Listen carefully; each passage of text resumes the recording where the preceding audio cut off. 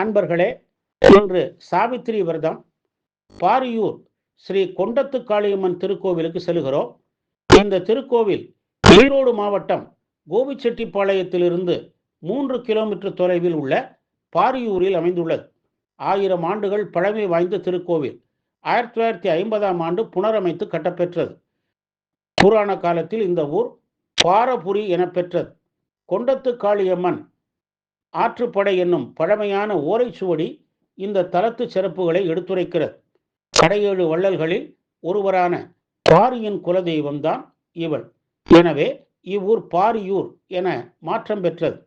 இந்த ஊரின் வளமைக்கு முக்கியம் இந்த கொண்டத்து காளியே என்று மக்கள் நம்புகின்றனர்.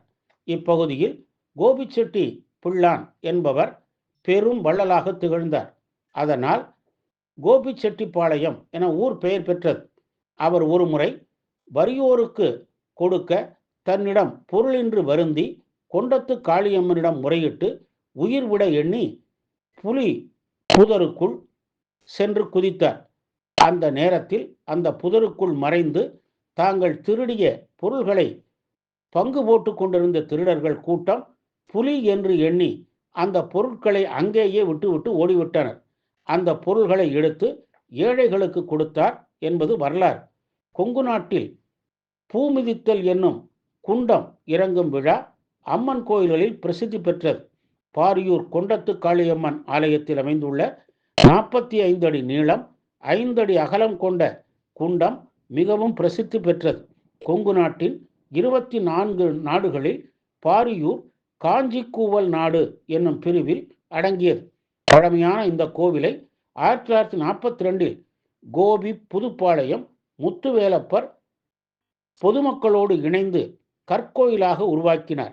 1990இல் 5 நிலை ராஜகோபுரம் கட்டப்பெற்றது. பின்னர் 72 அடி உயர 7 நிலை ராஜகோபுரம் எழுப்ப பெற்று ஆலயம் கம்பீரமாக உள்ளது. 240 அடி நீளமும் 150 அடி அகலமும் கொண்ட ஆலயம் இது. தெற்கு நோக்கி உள்ளது. வடக்கு வாயில் தடப்பள்ளி வாய்க்கால் அருகே அமைந்துள்ளது. அருகே கல்யாண விநாயகர் உள்ளார்.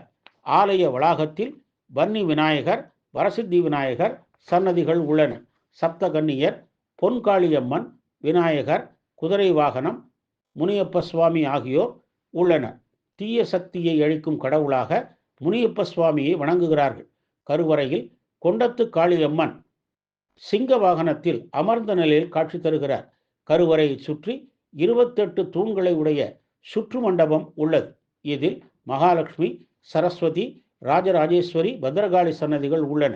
கருவறை முன்புறம் சப்தகன்னியர் உள்ளனர். கருவறையில் அம்பாள் அமர்ந்த கோலத்தில் வலது காலை குத்திட்டு இடது காலை அசுரனை அழுத்தியபடி வலது கரத்தில் சூலம், உடுக்கை, வாள், கிளி தாங்கியும் இடது கரத்தில் தீச்சட்டி, கேடயம், மணி, கிண்ணம் ஆகியவற்றை தாங்கியும் வடக்கு நோக்கி உள்ளார்.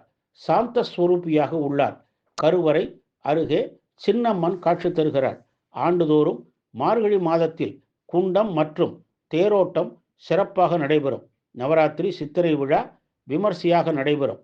முக்கிய முடிவுகள் எடுக்க மக்கள் அம்மனிடம் வாக்கு கேட்டல் முறையை கடைபிடிக்கின்றனர்.